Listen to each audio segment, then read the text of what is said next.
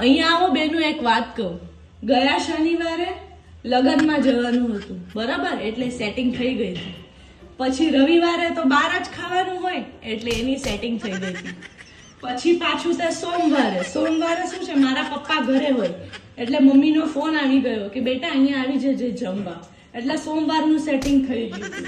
પછી મંગળવારે બાજુવાળાના ઘરેથી પાણીપુરી આવી ગઈ હતી, પાણીપુરી, એટલે એ સેટિંગ થઈ ગયું હતું. પછી કાલે બુધવારે સામેવાળા છોકરાના ઘરે બર્થડે હતો, તો બર્થડેમાં ડિનર હતું એટલે ત્યાં સેટિંગ થઈ ગઈ હતી. હવે આજે હું સવારથી કોઈના ફોનની રાહ જોઉં છું કે કોક તો મને ફોન કરે, કાં તો મેં મારા દરવાજા ખુલ્લા રાખ્યા છે કે કોક તો મને કહે કે આજુબાજુ વાળા કે ये लो आज आपके लिए ये बनाया है आप खा लेना. પણ આજે એની માને કોઈનો ફોન નથી આવ્યો ને બધા દરવાજા બંધ છે. એટલે આવું છે ભાઈ.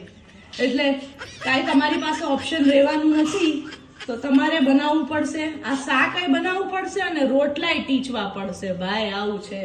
આજે ક્યાંય સેટિંગ થયું નથી.